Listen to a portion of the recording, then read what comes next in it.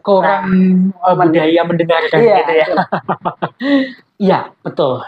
Maka saya nggak ngerti ya, apakah ini menjadi akhirnya ujung-ujungnya banyak ya sekarang ini psikologi lagi hype banget gitu ya, mental health konselor-konselor itu lagi hype banget dikarenakan kita sulit untuk mendengar ternyata.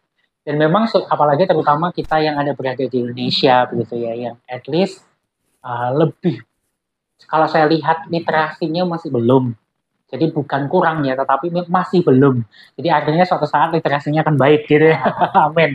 Nah, jadi masih belum bagus. Artinya kemarin saya sempat searching juga bahwa di Indonesia itu kan literasi membaca, literasi untuk mengumumkan pendapat itu sangat rendah gitu ya. Nah, artinya apa? Dengan literasi yang kurang ini, akhirnya membuat kita banyak orang itu lebih mudah untuk mengomentari, lebih mudah untuk memberikan pendapat, kritik gitu ya, daripada mendengarkan gitu. Atau kita sudah punya POV sendiri tanpa kita melihat kenapa ya orang ini kok bersikap demikian.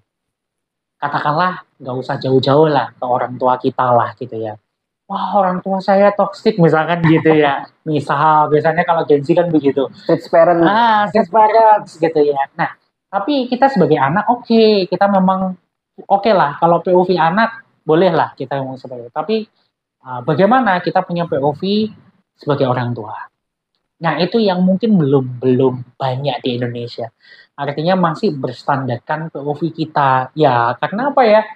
Karena banyak faktor sih sebenarnya ya dari sejak kecil sih menurutku, karena efek ya.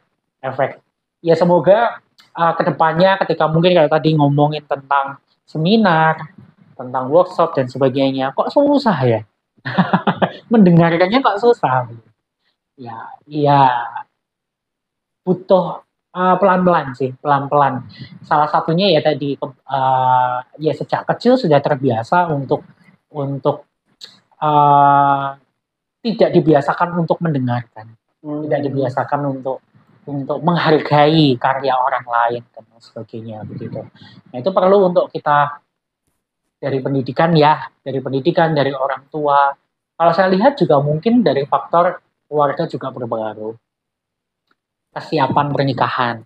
Artinya siap menikah itu bukan berarti sudah secara usia bukan usianya, tapi kesiapan lebih ke mentalnya. Ya, secara mentalnya ketika dia komitmen menikah, punya anak dan lain sebagainya, tapi tidak siap ternyata untuk gimana ya ngajarin anak. Nah, seperti itu. Artinya sebenarnya ini kan pendidikan seks ya, sex education. Tapi kalau saya lihat pembelajaran sex education ini tidak mengarah ke situ, tidak mengarah kepada peran, tapi hanya mengarah pada penyakit kelamin itu apa sih, kalau kamu melakukan begini apa sih, bla bla bla. Bukan mengarah kepada peran bahwa saya sebagai laki-laki harus seperti apa, saya sebagai wanita harus bersikap seperti apa.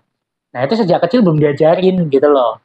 Nah, bisa jadi karena ini tidak pernah tersentuh dan di Indonesia masih dianggap tabu gitu ya. Nah, akhirnya itu akan menjadi lingkaran setan ya. Lingkaran setan, kemudian di keluarga dan sebagainya, anak akhirnya jadi berontak dan sebagainya. Orang tua mendidiknya masih pakai ala-ala militer misalnya gitu.